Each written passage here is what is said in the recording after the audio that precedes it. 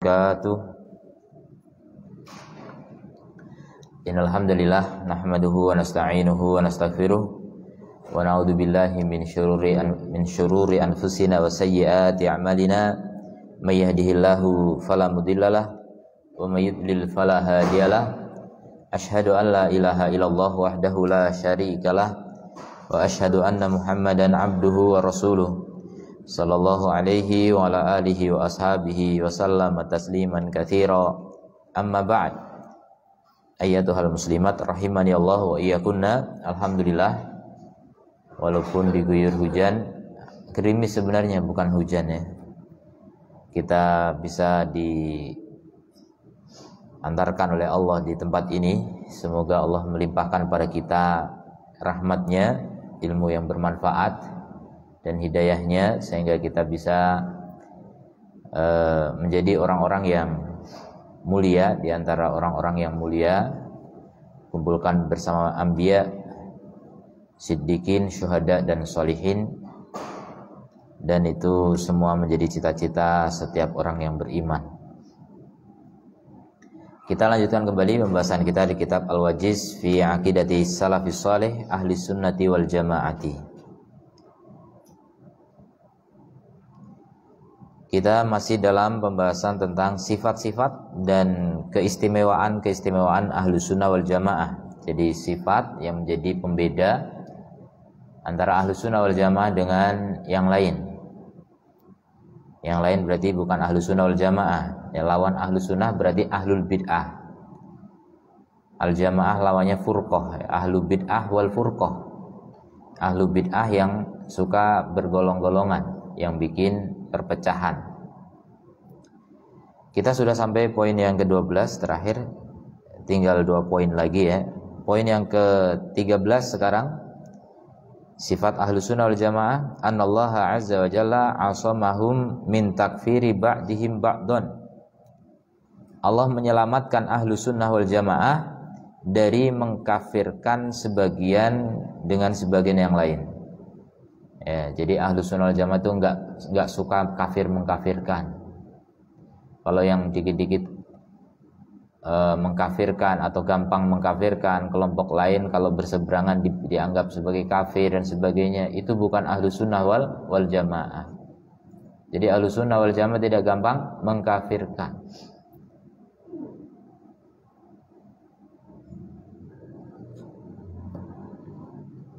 Tsumma hum yahkumuna ala ghairihim bi'ilmin wa adlin. Kemudian mereka menghukumi orang-orang yang lain yang memang tidak mau mengikuti manhaj atau thariqah atau jalan Ahlus Sunnah wal Jamaah, menghukuminya dengan ilmu dan adil. Jadi bukan dengan kebodohan dan kedoliman, sebagaimana perintah Allah Ta'ala kepada orang-orang yang beriman untuk apa? Bersikap adil. I'dilu wa aqrabu litaqwa, karena adil itu lebih dekat kepada takwa. Kalau enggak adil berarti tidak bertakwa.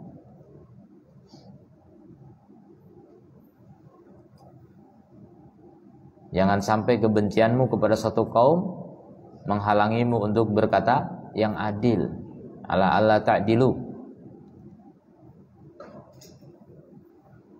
Jadi Ahlus Sunnah wal Jamaah bisa jadi membenci kesesatan, tapi gara-gara kebencian itu tidak kemudian menghukumi mereka dengan cara yang tidak adil. Ahlus Sunnah tetap berlaku adil, menghukumi sesuai dengan kadarnya. Kalau sesuatu perbuatan itu hukumnya kefasikan, maka tidak dihukumi sebagai apa? Kekufuran. Kalau itu kebid'ahan yang tidak sampai menyebabkan orang keluar dari Islam, ya tetap dikatakan sebagai bid'ah yang ghairu mukaffirah dan sebagainya. Jadi begitu ya. Itu adil namanya, sesuai dengan hakikatnya, sesuai dengan keadaannya, tidak berlebihan, tidak dolim. Begitu Islam mengajarkan. Karena memang sejatinya Ahlus Sunnah wal Jamaah adalah orang yang paling merepresentasikan Islam. Ahlus Sunnah wal Jamaah adalah orang yang memang betul-betul ingin mengamalkan ajaran Islam seperti yang diajarkan Rasulullah SAW. Jadi tidak mungkin mereka kemudian bersikap tanpa ilmu atau tanpa adil, karena itu bukan ajaran Islam, itu bukan ajaran Rasulullah SAW. Jadi mudah ya sebenarnya ya. Makanya nggak usah heran kalau ada kelompok-kelompok yang gampang sekali mencerca, mencaci, memaki.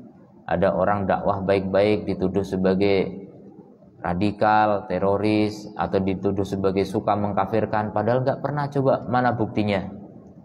Coba, qul hatu burhanakum, kata Allah. Katakan, tunjukkan bukti-bukti kalian.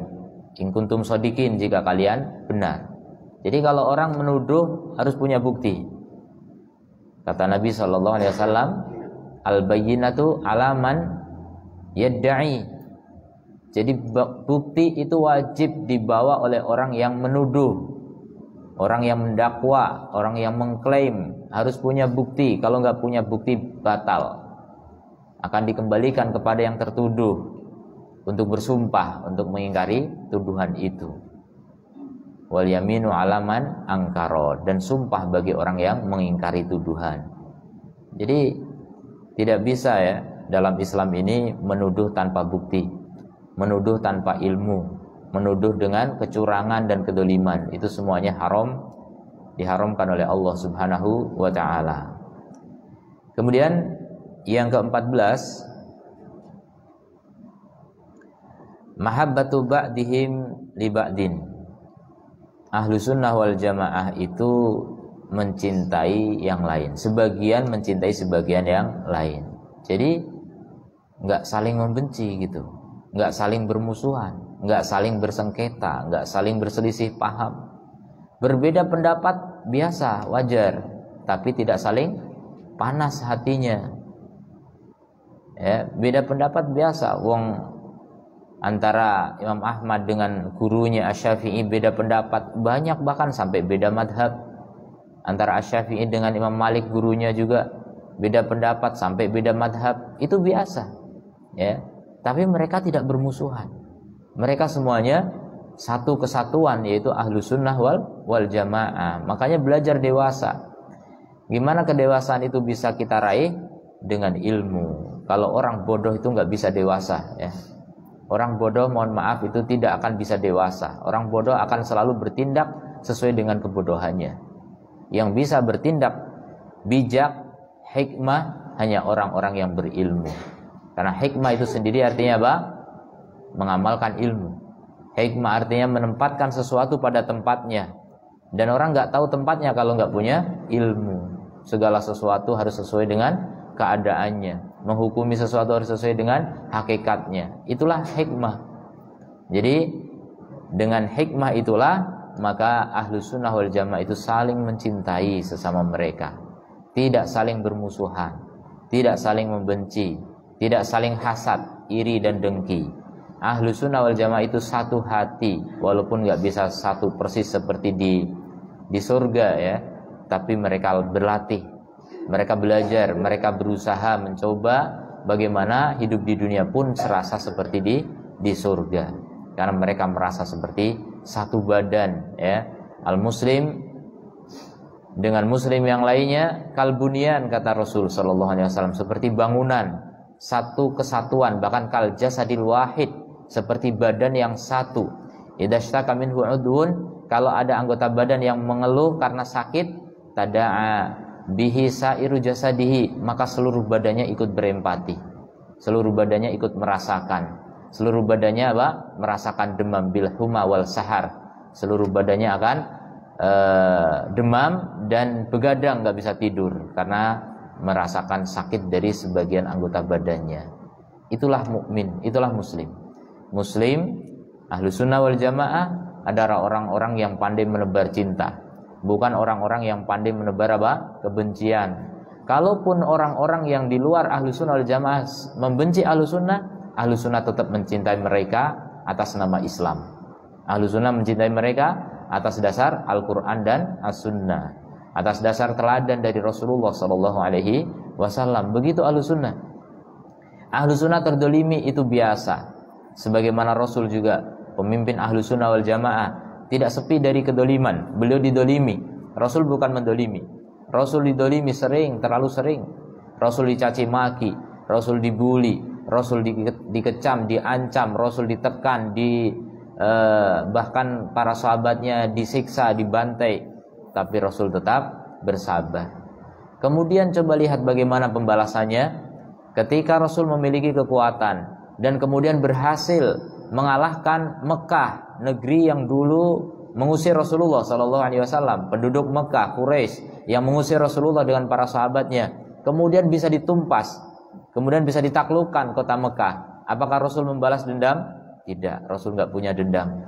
Jadi Rasul membuka hatinya, berlapang dada, siap memaafkan siapapun yang meminta maaf. Bahkan sebelum mereka minta maaf, Rasul sudah memaafkan. Begitu akhlak Rasulullah, dan itu yang akan ditiru oleh ahlu sunnah wal jamaah. Kalau nggak niru seperti itu, bukan ahlu sunnah wal jamaah. Ahlu sunnah itu artinya orang yang paling mengikuti as-sunnah, dan as-sunnah itu ajaran Rasul. Ya, jangan ngaku-ngaku ahlu sunnah kalau nggak mau mengikuti ajaran Rasulullah SAW. Omong kosong ya, percuma. Sekedar nama, slogan, semboyan, itu tidak ada gunanya di sisi Allah. Yang penting itu hakikatnya. Bagaimana secara hakikat kita mengikuti Rasulullah SAW. Bukan soal ngaku-ngaku doang ya. Bukan soal semboyan-semboyan, slogan-slogan atau yel-yel gitu yang diserukan. Kami ahlu sunnah, dinyanyikan, dilakukan dan sebagainya. Itu nggak ada gunanya seperti itu. Ahlu sunnah itu adalah jati diri. Ahlu sunnah adalah karakter. Ahlu sunnah adalah sikap, sifat, perilaku. Ahlu sunnah adalah kehidupan kita sepanjang hidup. Bukan sekedar nama yang ditempel di papan nama, bukan sekedar nama yang ditempel di berbagai platform medsos dan sebagainya. Tidak.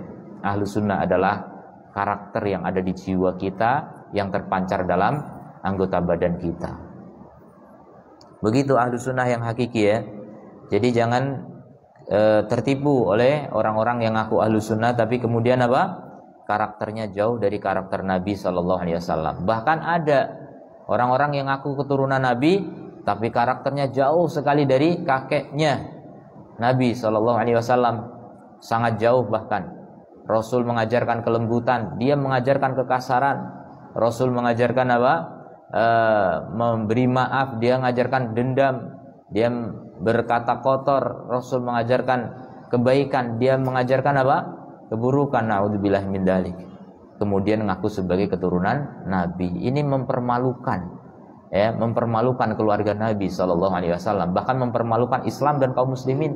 Saya sebagai orang Islam yang bukan keturunan Nabi saja malu gitu. Kok ada keluarga Nabi begitu tuh, malu rasanya gitu.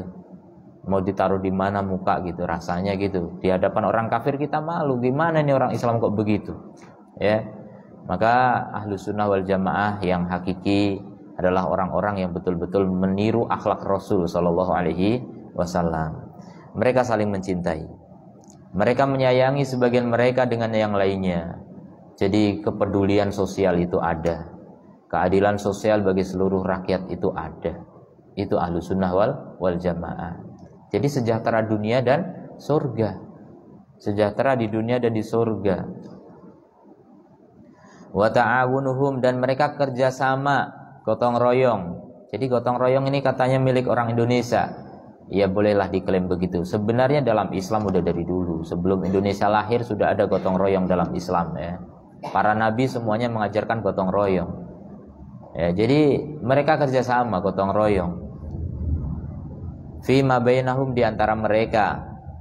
Wa saddi ba'dihim li ba'din li naqsi ba'din, kemudian sebagian akan menutupi kekurangan sebagian yang lain. Begitulah fungsi muslim memang.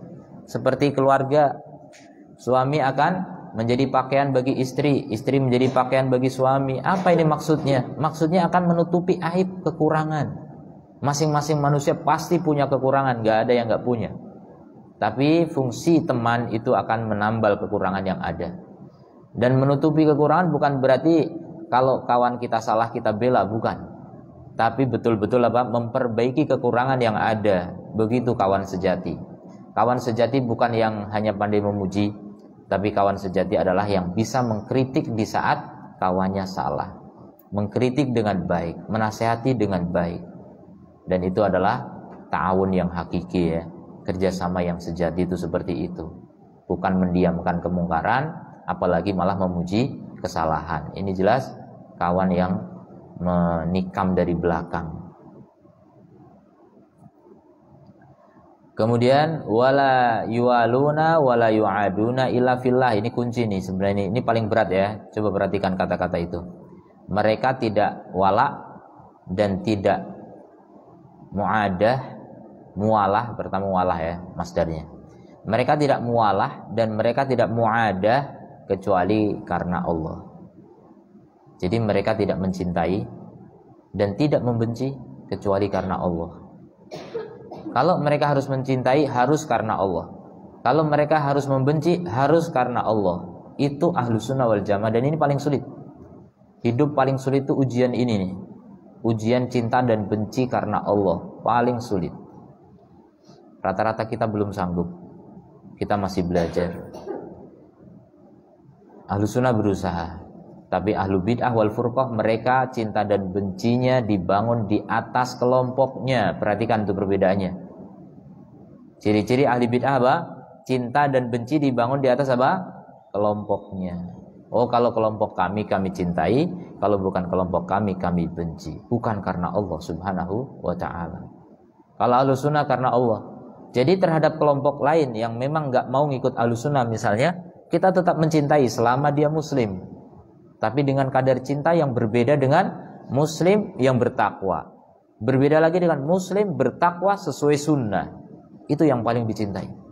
Jadi cinta juga bertingkat-tingkat. Sebagaimana benci juga berderajat.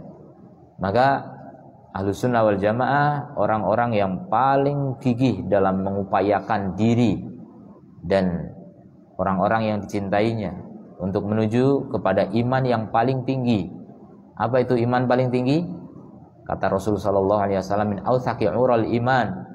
Di antara tali iman yang paling kuat, al-hubbu fillah wal bughdu fihi. Mencintai karena Allah dan membenci karena Allah. Itu makanya saya katakan paling sulit. Karena apa? Dia adalah tali iman yang paling kuat. Kebanyakan kita mencintai ya karena ada faktor dunia, bukan karena Allah. Kebanyakan kita membenci juga karena faktor dunia, bukan karena Allah. Walaupun kadang ada faktor karena Allahnya, tapi nanti ditambahi dengan faktor dunianya. Ali bin Abi Thalib pernah perang, sudah mau membunuh lawannya dalam perang karena Allah. Perangnya karena Allah, tiba-tiba lawannya meludahi Ali bin Abi Thalib. Dia makin emosi diludahi, tapi dia tahan akhirnya. Dia nggak jadi membunuh dia. Kenapa? Karena kalau dia membunuh sekarang, sudah ditambahi emosi. Sudah bukan karena Allah lagi, ya, karena Allahnya masih ada tapi kecampur dengan emosi. Nah, itu sulitnya membenci karena Allah. Akan kecampur dengan hawa nafsu. Itu kebanyakan kita masih, mayoritas kita semua begitu. Maka jagalah ya kemurnian tauhid, kemurnian ikhlas, karena ikhlas itu memang paling sulit. Segala sesuatu itu harus karena Allah semata. Kalau ada campuran yang lain tidak disebut sebagai keikhlasan, karena ikhlas adalah kemurnian. Kalau tidak murni bukan ikhlas. Itu poin terakhir ya. Kemudian kesimpulannya wabil jumlah, kesimpulannya fahum ahsanun nasi akhlaqan. Jadi Ahlus Sunnah wal Jamaah adalah manusia yang paling bagus akhlaknya. Manusia yang paling bagus akhlaknya itu Ahlus Sunnah wal Jamaah. Makanya yang akhlaknya masih buruk, mohon maaf ya, jangan ngaku-ngaku Ahlus Sunnah lah. Yang kerjaannya suka merendahkan orang lain, jangan ngaku-ngaku Ahlus Sunnah. Ahlus Sunnah itu akhlaknya paling bagus. Yang masih belum bisa jujur dalam berbicara, yang masih suka berkhianat, yang masih suka mengingkari janji, jangan ngaku-ngaku Ahlus Sunnah lah. Ahlus sunnah itu akhlaknya paling bagus. Wa ahrasuhum ala zakati anfusihim. Kemudian yang kedua, mereka adalah orang yang paling bersemangat untuk mensucikan jiwanya. Jadi membersihkan diri pertama kali sebelum apa? Membersihkan orang lain. Seperti kita mandi dulu sebelum mandiin orang lain gitu. Mandiin orang lain nanti kalau udah jadi mayit. Jadi bersihkan diri dulu. Hati kita bersihkan sebelum kita memvonis orang atau mengharuskan orang lain untuk bersih hati. Kamu itu harus sabar. Kamu itu harus memaafkan. Ya kita dulu memaafkan gitu. Jangan nuntut orang lain, kita dulu ya. Begitu Ahlus Sunnah wal Jamaah, orang yang paling bersemangat untuk apa? Mensucikan jiwa. Dan ini target dari dakwah Rasulullah SAW. Rasul diutus untuk apa? Wa yuzakkihim, untuk mensucikan mereka. Maka kalau orang belum suci hatinya masih belum layak disebut sebagai Ahlus Sunnah wal Jamaah. Ya, makanya teruslah bertambah ilmu agar kita bisa meningkatkan apa? Kesucian jiwa. Ya, jadi kalau yang tidak tahu perkara-perkara yang mengotori hati jiwanya, yang nggak bisa membersihkan, makanya harus tahu ilmu tentang tazkiyatun nafs juga ya. Mensucikan jiwa ini ilmunya ada, harus dipelajari. Kalau tidak tahu ilmunya nggak bisa kita mempraktekannya. Makanya belajar tentang tazkiyatun nafsi, pensucian jiwa. Nah, alhamdulillah kita punya majelis dari Selasa itu Minhajul Qasidin, itu termasuk kitab pensucian jiwa itu. Maka Ahlus Sunnah belajar itu diantaranya. Harus tahu apa saja yang perlu kita perbaiki dari jiwa ini. Ya, dalam ibadah-ibadah kita sudah kita bahas kemarin, rahasia sholat, rahasia saum, rahasia zakat, rahasia haji. Itu ada rahasia-rahasia pensucian jiwa di dalamnya gitu. Biar kita merasakan bahwa ibadah itu tidak cuma ritual badan, tidak cuma ritual mulut, tapi ibadah itu adalah dengan jiwa. Ibadah itu dengan hati. Itulah Ahlus Sunnah wal Jamaah. Kemudian wa usahum ufukon. Kurang masih.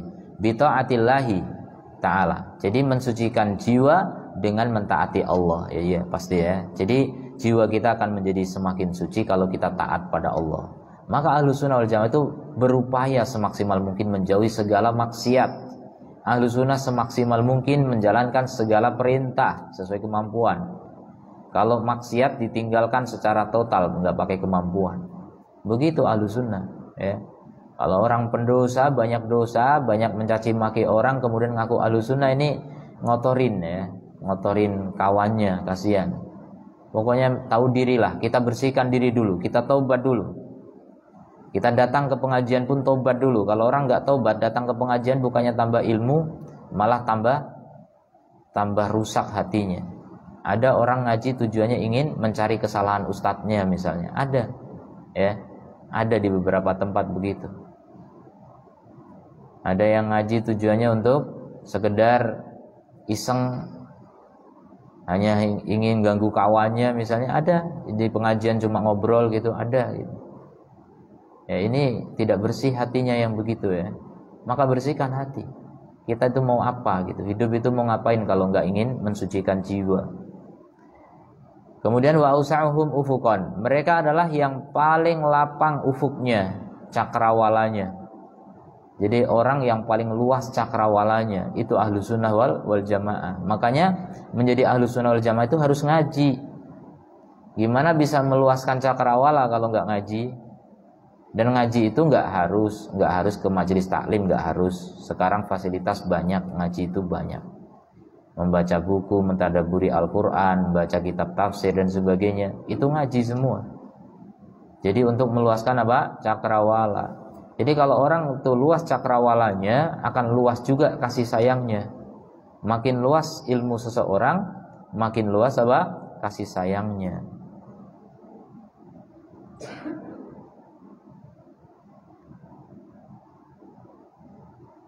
Wa ab'aduhum nadaron.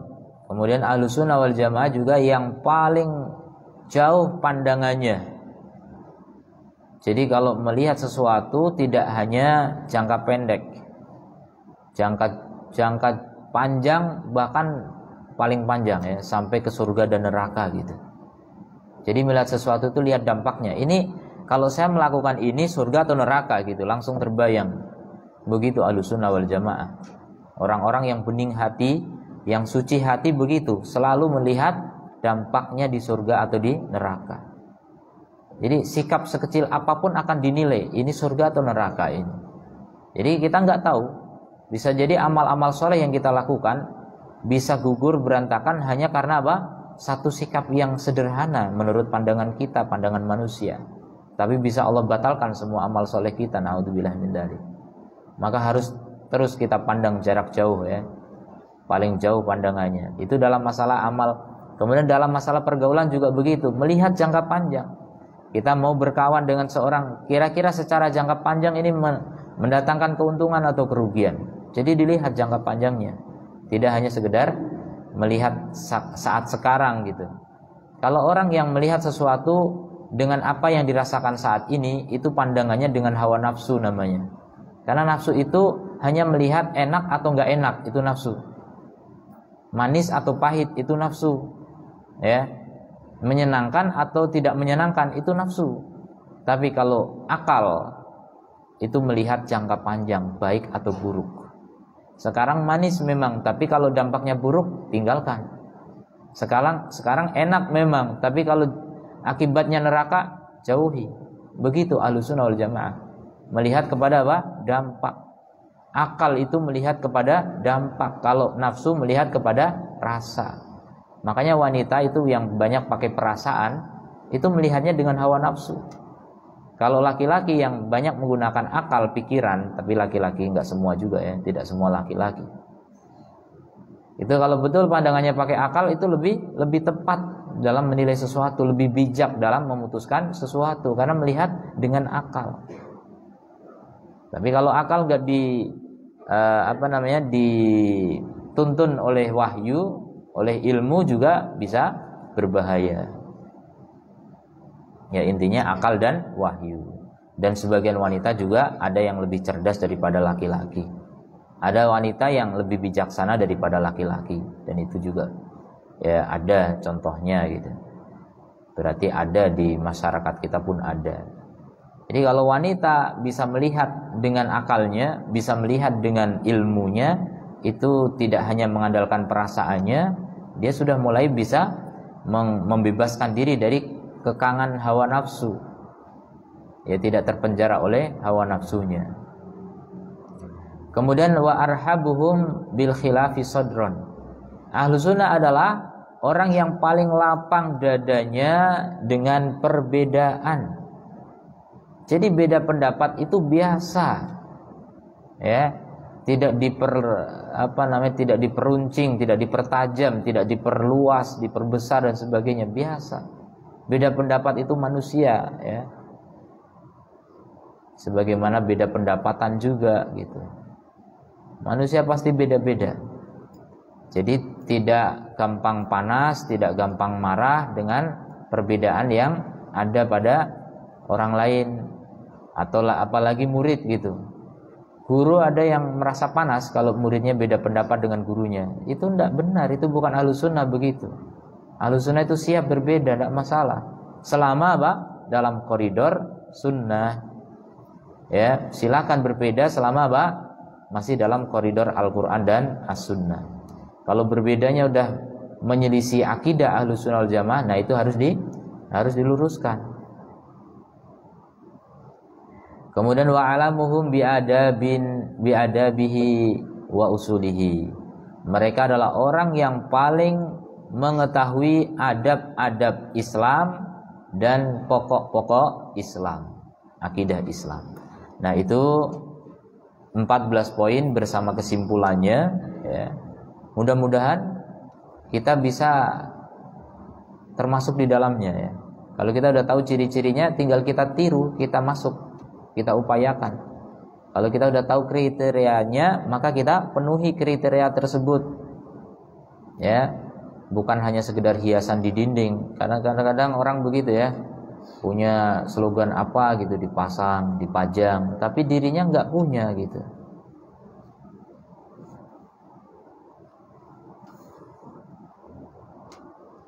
Kemudian kita lanjut judul berikutnya.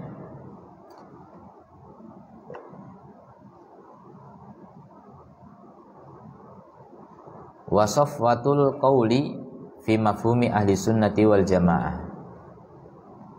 Safwatul qauli itu intisari perkataan gitu. Intisari perkataan tentang mafhum itu makna, tentang makna ahlu sunnah wal jamaah. Jadi apa intinya? Makna dari ahlu sunnah wal jamaah. Jadi dari kemarin pengertian, kriteria dan seterusnya, sampai sekarang intisarinya ya. Berbicara intisari saja satu halaman ya, masih bisa diintikan lagi kayaknya itu nanti ya.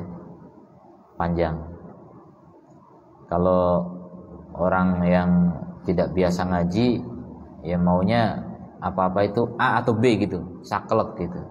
Tapi kalau orang yang sudah terbiasa belajar, insya Allah ya mulai berkembang akalnya ya, tidak saklek, tidak, kalau menilai sesuatu itu tidak letterlek, tidak saklek, bisa luas cakrawalanya gitu.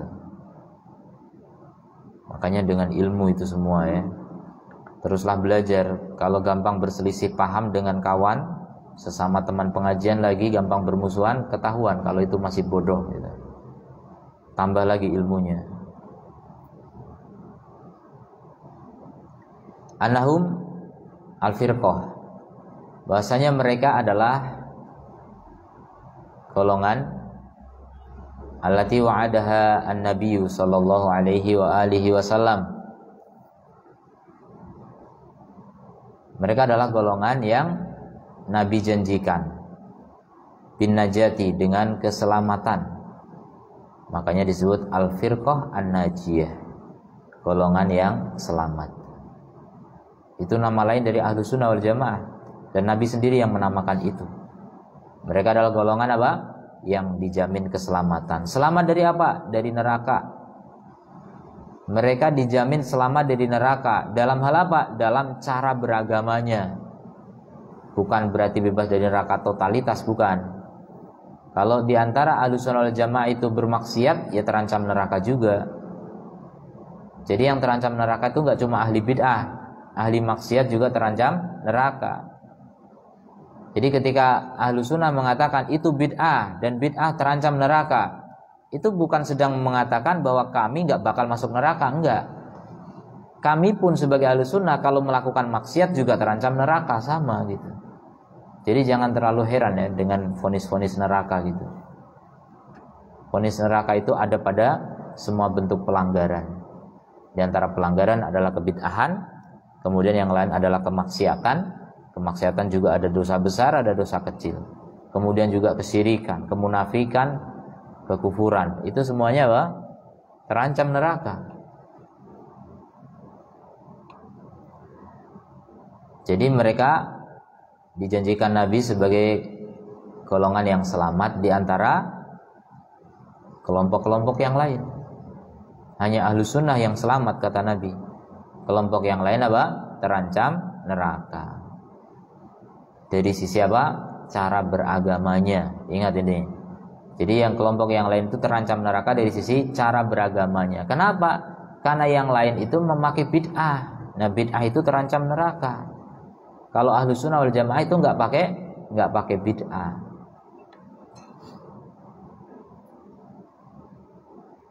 Kemudian wa madaru hadzal wasfi ala tiba'i sunnah.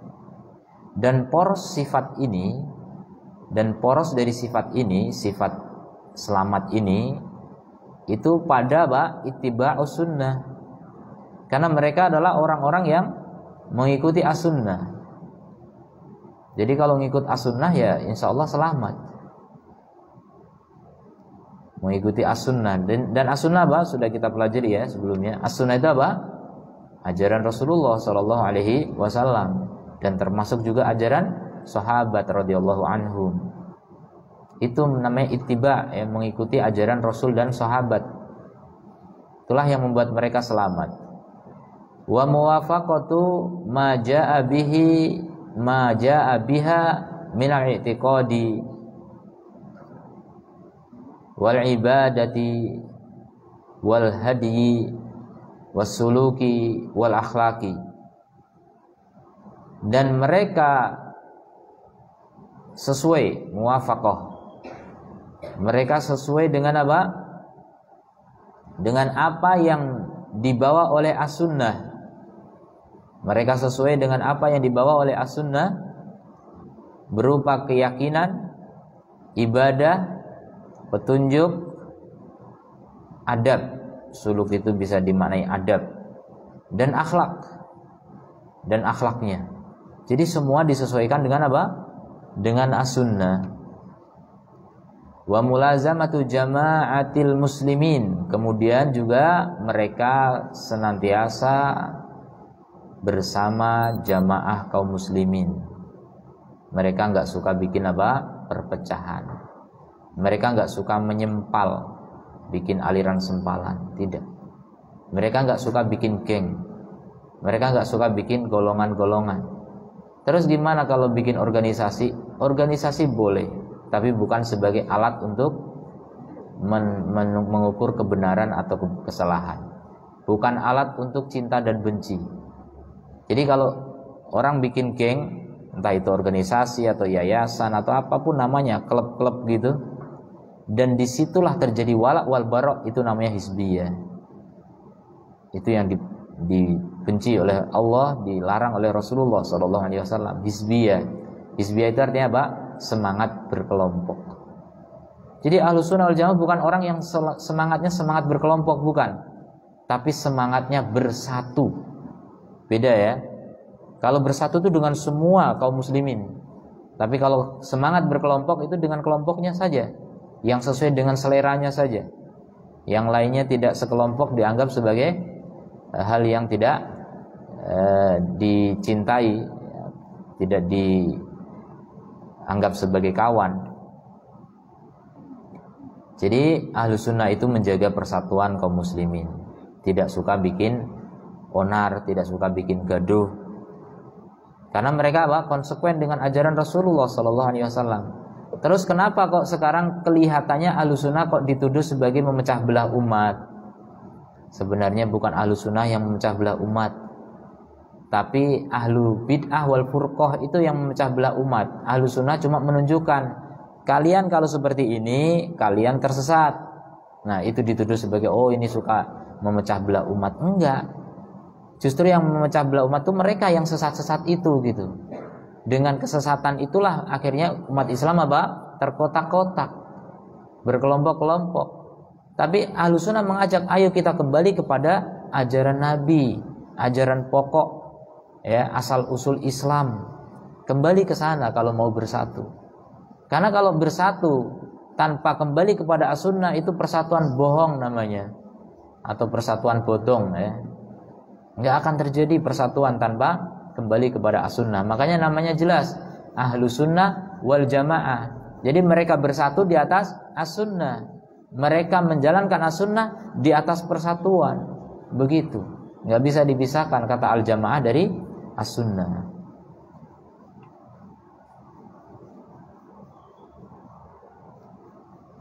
Kemudian wabihada, maka dengan ini la yakhruju ta'rifu ahli sunnati, tidak keluar pengertian ahlu sunnah wal jamaah an ta'rifis salaf, dari pengertian salaf. Ya, jadi pengertian Ahlussunnah wal Jamaah tidak keluar dari pengertian salaf. Wa qad arafna anna salafa humul amiluna bil kitabi al mutamassikuna bis sunnah. Karena kita sudah mengetahui bahwa salaf itu adalah orang-orang yang mengamalkan Alkitab, Al-Qur'an, dan berpegang teguh dengan as-sunnah. Itu salaf. Salafus soleh. Idan fassalafu hum ahlus sunnah. Jika demikian maka salaf itulah ahlus sunnah. alladzina anahumun nabiyyu sallallahu alaihi wasallam, yang Nabi memaksudkannya. Wa ahlu sunnati humus salafus salih wa man sara ala nahjihim, dan ahlu sunnah wal jamaah mereka adalah salafus salih dan orang-orang yang mengikuti jalan mereka atau orang-orang yang menempuh jalan mereka. Jadi ahlu sunnah itu nggak bisa dipisahkan dengan salafnya, ya. Ahlu sunnah itu senantiasa ihtimam, ya, perhatian terhadap jalan para salaf, mengikuti para pendahulu yang soleh. Jadi tidak putus sanadnya dengan para salafus soleh. Jadi makanya kalau ada kelompok tiba-tiba muncul di Indonesia, mana nih sanadnya sampai ke Nabi? Nggak ada. Nah, itulah ciri-ciri golongan sesat, kelompok sempalan. Kalau ahlu sunnah wal jamaah itu terus mengikuti salafus soleh, punya jalur, punya sanad, punya nasab, nisbah kepada mereka.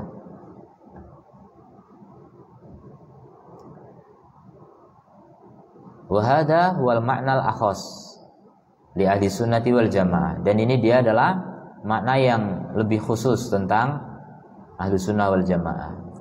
Fayakhruju min hadzal makna kullu tawaif, maka keluarlah dengan makna ini yang khusus ini seluruh golongan-golongan, seluruh kelompok-kelompok, seluruh firqah-firqah mubtadi'ah yang bid'ah, seluruh ajaran baru, seluruh golongan baru dalam Islam itu keluar dari ahlu sunnah wal jamaah, ya.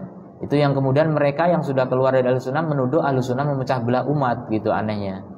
Padahal mereka sendiri yang menyempal, mereka yang menyimpang dari ajaran Nabi Sallallahu Alaihi Wasallam. Ahlul ahwa, para pengikut hawa nafsu. Jadi orang yang nggak mengikuti as-sunnah itu otomatis mengikuti hawa nafsu. Siapa saja mereka? Kal khawarij, seperti khawarij. Ini golongan sempalan. Dan itu banyak di Indonesia juga, banyak sekali. Di Indonesia udah nama-namanya udah macam-macam. Tapi prinsip akidah mereka khawarij. Banyak sekali di Indonesia. Makanya nanti kalau kita belajar seperti apa ahlu sunnah dan seperti apa khawarij, maka kita akan mudah membedakan mana ahlu sunnah, mana khawarij. Kemudian Jahmiyah, ini juga sangat banyak. Jahmiyah dan keturunannya banyak sekali, ya. Jadi aliran-aliran sempalan yang merupakan turunan dari Jahmiyah banyak sekali. Kemudian berikutnya Al-Qadariyah, kemudian Al-Mu'tazilah. Nah, Al-Mu'tazilah ini aklaniyun, ya, orang yang sangat mendewakan akal. Jadi Tuhannya itu akal seakan-akan. Kemudian Al-Murji'ah. Kemudian Ar-Rafidah yang sekarang menggunakan nama Syiah, ya. Ya, sebenarnya dari dulu sudah Syiah juga. Mereka nggak suka disebut Rafidah. Syiah maksudnya. Cuma memang Syiah ada beberapa sekte, tapi sekte Syiah yang paling banyak ya Rafidah. Kemudian wa ghairuhum min ahlil bid'ah, dan selain mereka dari ahlil bid'ah, mimman salaku maslakahum, dari orang-orang yang menempuh jalan mereka. Jadi ini yang disebutkan ini sebagai ahli bid'ah yang paling senior, ya. Ahli bid'ah yang paling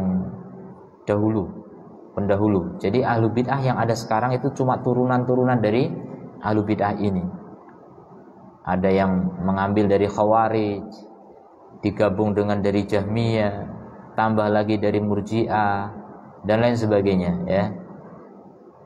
Tambah lagi Jabariyah, ini ada Jabariyah satu lagi yang merupakan lawan dari Qadariyah. Ya, intinya inilah golongan awal yang kemudian aliran sesat hari ini rata-rata mengekor dari mereka, ya, turunan dari mereka. Kalaupun ada yang enggak turunan dari mereka, ya sudah sesatnya lebih parah lagi itu pasti, ya, makin jauh dari Islam.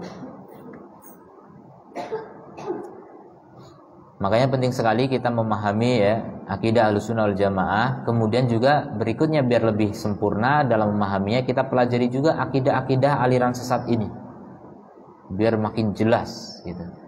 Karena kebenaran itu tidak lengkap tanpa kita mengetahui kebatilan. Makanya dulu ada pepatah mengatakan araftu syarra la li syarri walakin litawaqqihi. Aku mengetahui keburukan bukan untuk aku lakukan, tapi untuk aku hindari. Wa man lam ya'rifu syarra minal khairi yaqa' fihi. Siapa yang enggak tahu keburukan di antara kebaikan bisa terjerumus ke dalamnya. Jadi kita harus tahu keburukan-keburukan, kesesatan-kesesatan itu harus kita tahu.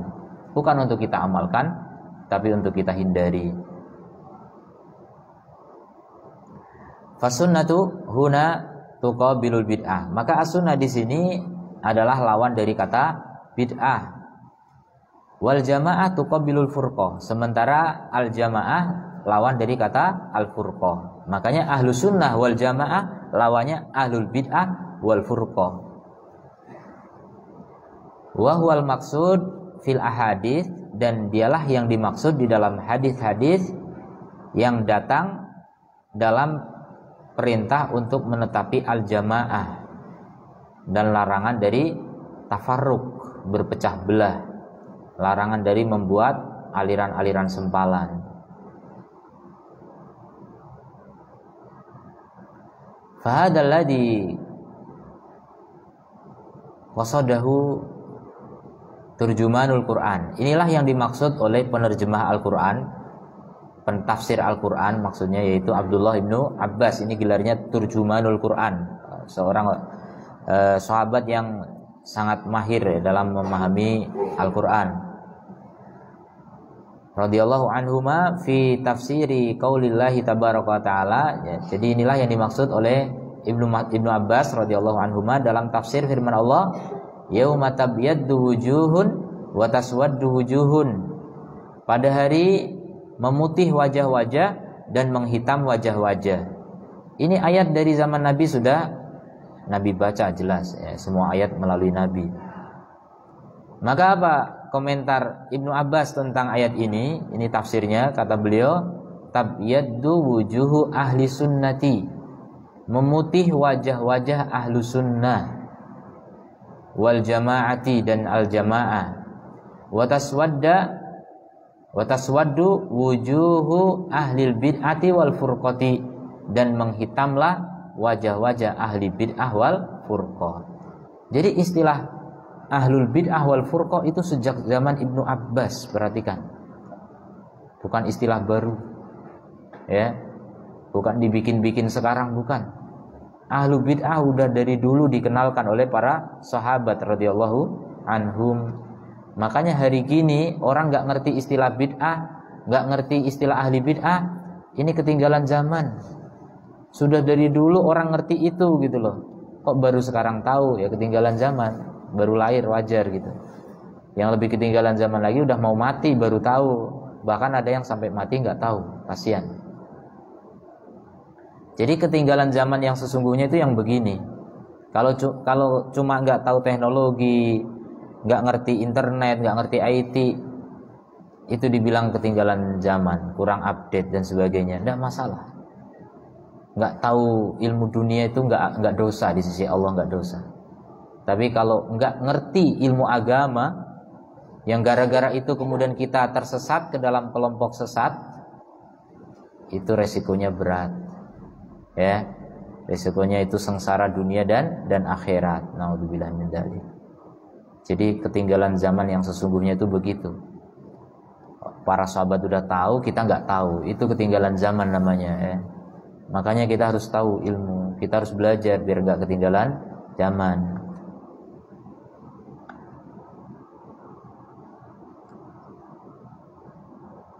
Walafdu salafus soleh, dan lafadz salafus soleh yuradifu mustalaha ahli sunnati wal jamaah.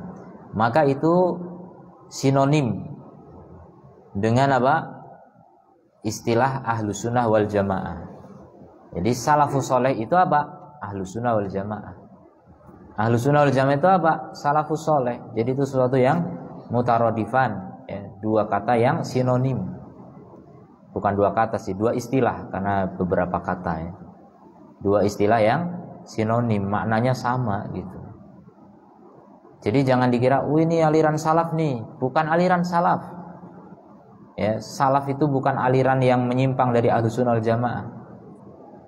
Salafus soleh itu hakikatnya adalah Ahlus Sunnah wal Jamaah gitu. Makanya ketika kita menggunakan nama Ahlus Sunnah wal Jamaah, kemudian dibilang, wah ini ngaku-ngaku Ahlus Sunnah wal Jamaah. Bukan ngaku-ngaku Ahlus Sunnah, memang salafus soleh itulah Ahlus Sunnah wal Jamaah gitu. Justru Ahlus Sunnah wal Jamaah yang asli itu ya salafus soleh gitu.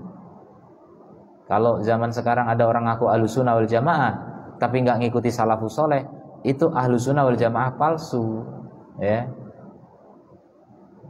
Jadi ada memang ya Ahlus Sunnah asli, ada Ahlus Sunnah palsu, itu ada. Dan tidak sedikit dulu, bahkan Syiah juga ngaku Ahlus Sunnah, Khawarij juga ngaku Ahlus Sunnah, bahkan semua yang kita sebutkan tadi, kelompok sempalan tadi, itu semua ngaku Ahlus Sunnah. Tapi Ahlus Sunnah itu tidak sekedar pengakuan, tapi apa? Pembuktian. Mana buktinya kalau Ahlus Sunnah? Jadi harus bisa membuktikan apa cirinya Ahlus Sunnah, apa dasarnya Ahlus Sunnah. Itu harus bisa dibuktikan. Kalau nggak bisa membuktikan, itu omong kosong, nggak ada gunanya. Kama yutlaku alaihim aidan ahlul athar. Demikian juga diitlakkan kepada mereka nama ya, diitlakkan itu disematkan kepada mereka nama apa? Ahlul athar. Itu nama lain dari Ahlus Sunnah. Jadi jangan takut juga pakai nama-nama lain, tidak masalah. Selama nama itu memang berasal dari para salafus soleh. Kalau kita bikin sekarang ini bahaya ya. Takutnya menjadi aliran sempalan. Ahlul athar dari dulu disebut ahlul athar. Ahlul athar itu apa? Orang yang mengikuti peninggalan salaf. Athar itu artinya riwayat dari salaf, peninggalan dari salaf, itu athar. Juga hadis juga kadang disebut athar. Makanya Ahlus Sunnah, as-sunnah juga bermakna hadis. Makanya mereka disebut ahlu hadis. Ini berikutnya ahlul hadis. Nama lain dari Ahlus Sunnah apa? Ahlul hadis. Jadi mereka ahlul hadis. Dan ahlul hadis itu ada dua pengertian. Ada ahlul hadis secara khusus, ada secara umum. Ahlul hadis secara khusus adalah pakar hadis, itu ahlul hadis. Itu khusus orang-orang yang memang memahami ilmu hadis. Kalau ahlul hadis secara umum itu secara luas, Ahlus Sunnah wal Jamaah semua adalah ahlul hadis. Saya yang nggak tahu hadis misalnya, tapi saya mengikuti ulama ahlul hadis, itu disebut ahlul hadis juga. Dengan pengertian apa? Pengertian umum. Jadi begitu, ahlul hadis ada dua pengertian. Kemudian mereka juga disebut sebagai at-Taifah al-Mansurah, kelompok yang ditolong oleh Allah. Ini berdasarkan hadis Nabi semua ya, ini bukan nama baru. Mereka juga disebut al-Firqah an-Najiyah seperti disebutkan di awal tadi. Mereka juga disebut ahlul ittiba, orang yang mengikuti. Memang mereka cuma mengikuti, bukan bikin bid'ah ya. Lawan ittiba itu ibtida'. Lawan ittiba apa? Ibtida'. Kalau ittiba artinya mengikuti, ibtida artinya membuat hal baru, bid'ah. Jadi lawannya ahlul ibtida. Mereka ahlul ittiba, mengikuti. Wahadil asma wa itlaqat, dan inilah nama-nama dan penyematan-penyematan mustafidah an ulama is-salaf. Terkenal ya, tersebar dari mana? Para ulama salaf dari dulu ya. Ini bukan nama-nama baru. Bahkan nama-nama ini lebih duluan daripada nama-nama seperti Khawarij, Jahmiyah dan seterusnya ya. Kalau Jahmiyah, Khawarij, Qadariyah, Jabariyah, Mu'tazilah, Murji'ah, Rafidhah, Syiah, ini malah nama-nama baru itu semua. Enggak dikenal di kalangan sahabat radhiyallahu anhum kecuali di akhir-akhir sahabat. Ya, sampai di sini mudah-mudahan bisa dipahami. Banyak diulang-ulang biar kita betul-betul memahami dan menguasai. Dan kalau ingin memahami lagi, diulang lagi videonya ya. Diulang lagi kitabnya, dibaca lagi. Jangan kira kalau sudah kita kaji terus kemudian nempel di hati, nggak pernah lupa gitu ya. Kita manusia yang penuh kelalaian ya. Banyak lupanya. Belajarnya dapat 100, dibawa pulang cuma 5 gitu paling.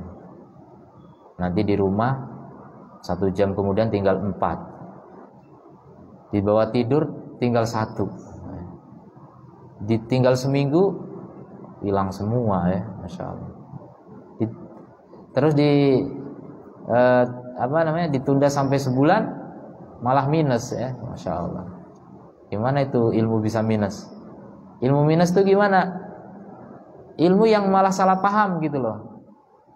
Disampaikan A, malah dia bilang bukan A. Itu kan minus jadinya ya.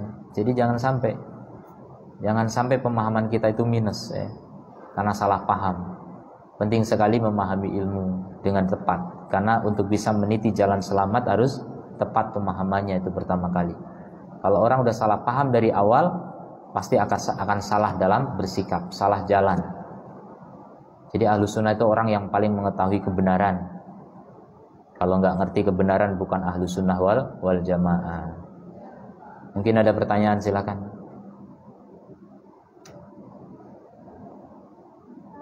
Ya.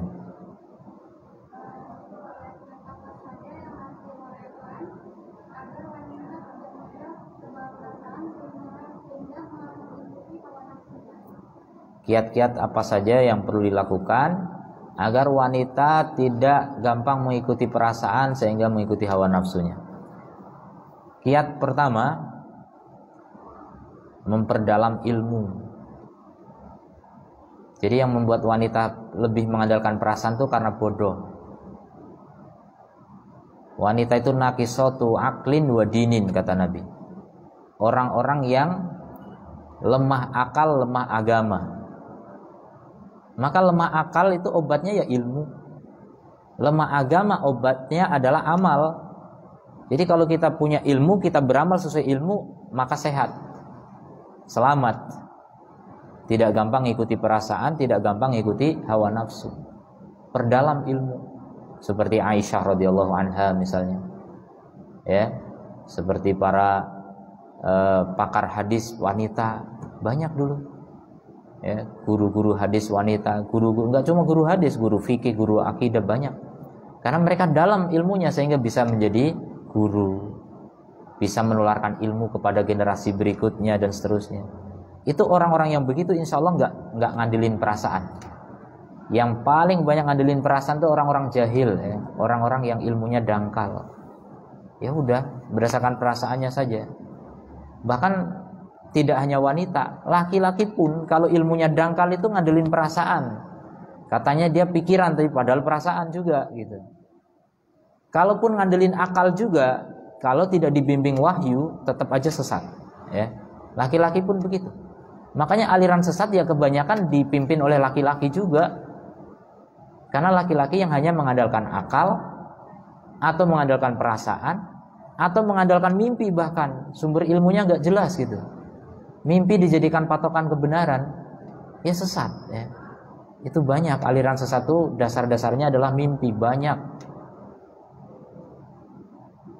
Sangat banyak bahkan. Ya, kesesatan Masya Allah ya. Sekarang makin terbuka lebar ya. Dulu kita kalau diceritai guru tentang ada sesat karena begini, ada orang yang mengandalkan mimpi-mimpi atau mengandalkan teori-teori orang kafir misalnya, ada yang sesat. Dulu kita nggak bisa melacak, kecuali kita mendatangi ahli bid'ah itu gitu, susah.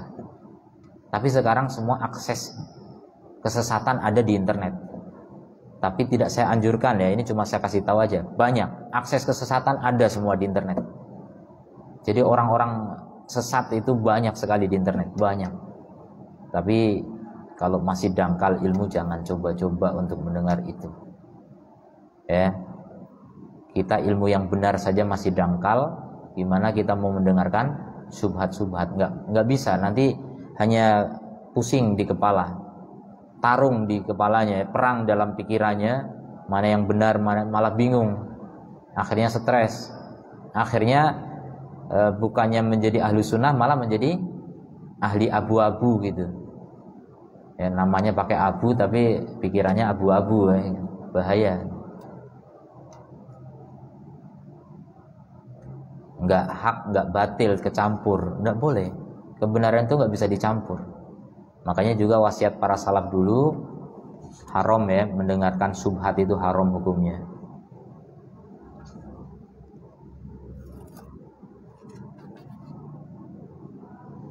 Kita sekarang nggak sengaja mencari subhat, tapi muncul memang ya, muncul di beranda, di iklan dan sebagainya. Tiba-tiba muncul, oh ini tokoh-tokoh kesesatan, komentarnya seperti itu, masya Allah, menyesatkan betul. Judulnya pun bombastis gitu, kadang-kadang menyebutkan ilmu yang dirahasiakan sekian ratus tahun baru diungkap sekarang. Ini unik. Kalau orang ngerti dasar ilmu, gak bakal bisa percaya dengan begitu. Gak bakal. Gak ada dalam Islam ilmu dirahasiakan. Gak ada. Semua ilmu ahlu sunnah itu terbuka. Gak ada yang dirahasiakan. Dan ini perlu diketahui ya. Di antara ciri-ciri kesesatan juga suka merahasiakan ilmu. Ada ilmu yang dirahasiakan. Terus diklaim, yang tahu ilmu ini cuma si fulan di sana. Ini hasil mimpi ketemu Nabi. Bahkan ini ketemu Nabi dalam keadaan terjaga misalnya. Itu udah jelas ciri kesesatan itu. Nggak ada Islam kok diwakili oleh orang tertentu, golongan tertentu, negara tertentu, wilayah tertentu. Nggak bisa. Islam ini universal. Ya, ini harus kita pahami baik-baik. Makanya luaskan cakrawala. Kita itu melihat sesuatu itu tidak dangkal kalau kita luas cakrawala kita. Itu satu kiat aja sudah cukup gitu ya. Tadi pertanyaan kan kiat-kiat, jawabannya cuma kiat doang. Perdalam apa? Ilmu. Udah. Ya kalau mau ditambah lagi tawakal, jangan lupa selalu tawakal. Ya, selain kita terus belajar dan beramal, kita harus bertawakal. Tawakal itu ya doa, ya Allah selamatkan aku, tunjukkan jalan kebenaran, hindarkan dari kesesatan. Itu terus berdoa. Nabi saja kalau sholat malam itu doa istiftahnya itu doa minta kebenaran, minta hidayah. Tuh, coba silakan dicari kalau belum hafal doa iftitah untuk sholat malam dari Nabi gimana? Itu Allahumma robba Jibril dan seterusnya. Itu minta apa? Petunjuk dari kebenaran. Allahumma dini minal haqqi limakhtulifa fihi ya. Jadi tunjukkan kepadaku kebenaran yang diperselisihkan oleh manusia. Coba, Nabi aja doanya begitu gitu. Apalagi kita sangat butuh kepada petunjuk dari Allah Subhanahu wa taala. Maka teruslah berdoa. Kalau orang gigih berdoa tiap hari, sehari berkali-kali, bahkan sehari ratusan kali gitu, nggak mungkin sesat. Jamin. Allah itu selalu mengabulkan doa. Teruslah kita berdoa dan jangan berhenti. Teruslah berdoa. Mati insya Allah dalam keadaan selamat. Ya.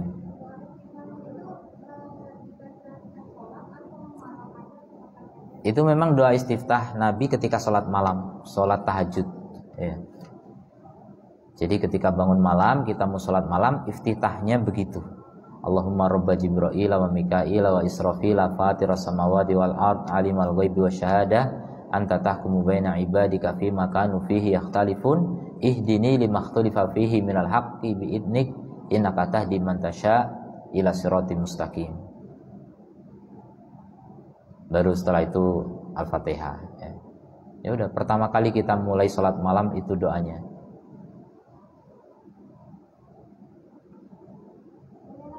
Ya.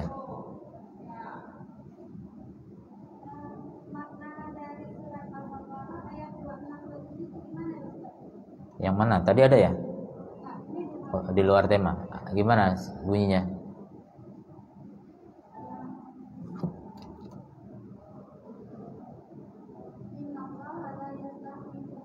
Innallaha la yastahi ayadriba mathalan ba'udatan. Maknanya gimana? Enggak. Ya yang ditanya makna apanya? Tafsirnya gimana gitu?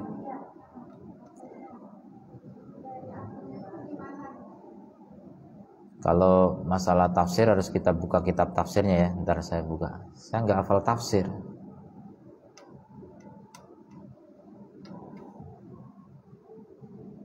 Surat Al-Baqarah.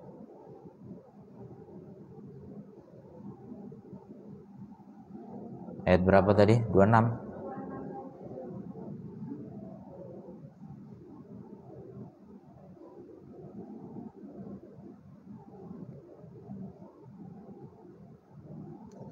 Saya bacakan tafsir Syekh Utsaimin ya. Innallaha la yastahi ayat riba mathalan ma ba'udatan fama fawqaha fa ammal ladina amanu faya'lamuna annahu al-haq min rabbihim wa ammal ladina kafaru faya'lamuna fayaquluna madza aradallahu bihadza mathala yudillu bihi katsiran wa yahdi bihi katsira wa ma yudillu bihi illal fasikin. Itu 26. Nanti 27 panjang kali tafsirnya. Qauluhu ta'ala, perkataan Allah Ta'ala, innallaha la yastahi ayat riba mathalan ma ay la yamna'uhu al-haya. Jadi Allah itu tidak terhalang oleh rasa malu. Allah punya malu, tapi rasa malunya tidak menghalangi Allah untuk apa? Untuk membuat permisalan, membuat contoh. Walau kana mathalan hakiron, walaupun contohnya sangat remeh. Ya, seperti hanya nyamuk misalnya kan remeh gitu. Madama yathbutu bihi al-haq, selama contoh itu bisa menetapkan kebenaran. Fal ibrah bil ghayah. Jadi standarnya itu tujuan, bukan cara. Caranya dengan contoh remeh, tapi tujuannya al-haq. Ya. Ma yaquluna innaha nakirah wasifah. Kata ba'udatan masalan ma-nya di sini adalah nakirah wasifah, masalan ayyam masalin. Jadi Allah membuat permisalan dengan permisalan apapun, itu kata ma-nya. Kemudian ba'udatan atfu bayanin lima. Ini ataf bayan untuk menjelaskan kata ma. Jadi seperti misalnya nyamuk, menjelaskan kata ma. Masalan ba'udatan, permisalan berupa nyamuk. Wal ba'udah ma'rufah, dan nyamuk ma'ruf ya, semua orang tahu nyamuk. Wa yadribu bihal mathal fil haqarah. Allah memberi contoh dengannya dalam masalah remeh, suatu yang remeh. Jadi nyamuk kan perkara remeh sekali. Seperti Allah kalau bilang tidak seberat sayap nyamuk, atau Nabi bilang gitu ya. Kalau saat di dunia ini di sisi Allah seberat sayap nyamuk saja, itu untuk menunjukkan remehnya dunia gitu. Seberat sayap nyamuk aja nggak ada. Jadi ini contoh untuk menunjukkan suatu yang remeh. Wa qad dzakaru anna sabab nuzuli hadhil ayah.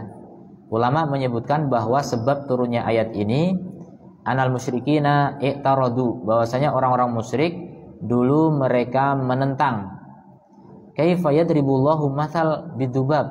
Bagaimana mungkin Allah kok membuat contoh dengan lalat? Remeh kali, lalat kok jadi contoh gitu kan. Kan ada ayat yang masalah lalat ya. Yaitu orang musyrik itu sangat lemah. Seandainya ada lalat yang menyambar makanan mereka, mereka nggak sanggup menangkap lalat itu. Itu contoh. Jadi itu Allah membuat contoh dengan lalat. Kemudian, jadi orang-orang musyrik mempertanyakan itu. Fi qouli tabaraka wa ta'ala, yaitu dalam firman Allah Ta'ala, ya ayyuhan nas, wahai manusia, duriba mathalun, dibuat permisalan. Fastami'ulah, maka dengarkanlah. Innalladzina yattad'una min dunillah, sungguhnya yang kalian seru selain Allah itu lan yakhluqu dubaban, tidak mampu menciptakan lalat. Nah ini. Jadi ada yang contoh begitu menciptakan lalat, ada juga nanti yang kalau seandainya makanan mereka dirampas lalat pun nggak bisa menangkapnya, apalagi menciptakan lalat ya, sangat berat. Mereka tidak sanggup menciptakan lalat, walau istama'ulah, walaupun mereka berkumpul untuk membuat lalat, nggak bisa. Ini contoh. Jadi ini permisalan dalam Quran. Ini diejek oleh orang musyrik. Maka Allah turunkan ayat tadi Al-Baqarah 26 untuk menunjukkan Allah nggak malu untuk bikin contoh dengan sesuatu yang remeh, ya, dengan permisalan yang serendah apapun Allah nggak malu, walaupun nyamuk.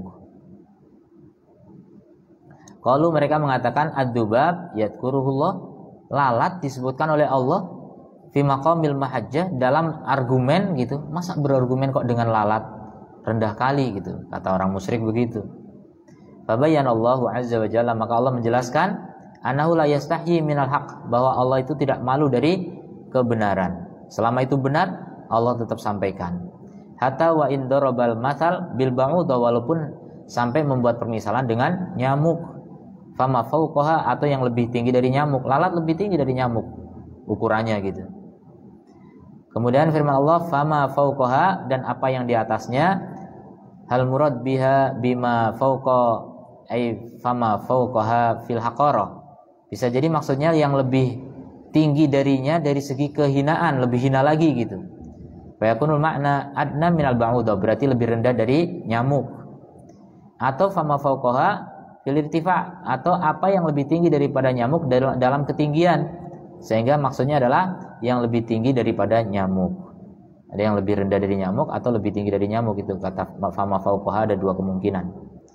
Fayuhuma a'la haqaratin, maka mana yang lebih tinggi kehinaannya daripada nyamuk. Panjang ya kalau dibaca semua. Yang inti ditanyakan yang mananya, ini panjang kali betul. Yang maksudnya yang paling tidak difahami dari dua ayat itu yang mana? Ya. Ada yang tidak dipahami apanya?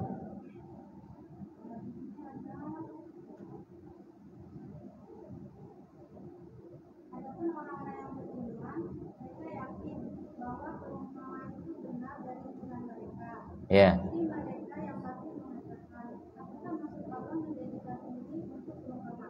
Ya.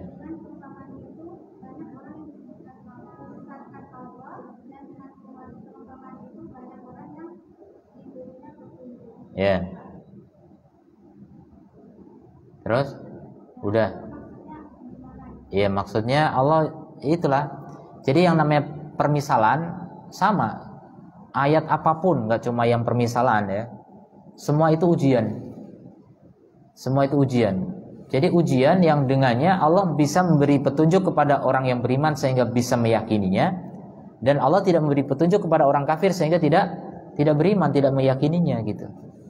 Apalagi dikasih contoh permisalan yang remeh gitu. Orang kafir makin nggak percaya dengan Quran gitu. Nah itu berarti Allah nggak memberi hidayah kepada mereka gitu. Jadi hidayah di tangan Allah. Innaka la tahdi man ahbabta walakinallaha yahdi man yasha. Kamu nggak bisa memberi hidayah kepada siapa yang kamu cintai, tapi Allah memberi hidayah kepada siapa yang Allah kehendaki. Jadi intinya hidayah di tangan Allah. Maka itu tadi, kita tidak punya hidayah sama sekali sehingga kita wajib minta sama Allah, tawakal. Sama seperti tadi, biar wanita tidak terlalu bermain perasaan, gimana? Tawakal, minta kepada Allah, minta hidayah pada Allah. Allah juga yang memberi nanti. Kalau Allah nggak beri ya kita nggak punya gitu. Jadi seperti itu ya. Inilah wajibnya kita bersandar kepada Allah Subhanahu wa taala. Sudah? Kita cukupkan. Subhanakallahumma wa bihamdika asyhadu an la ilaha illa anta astaghfiruka wa atubu ilaik. Assalamualaikum warahmatullahi wabarakatuh.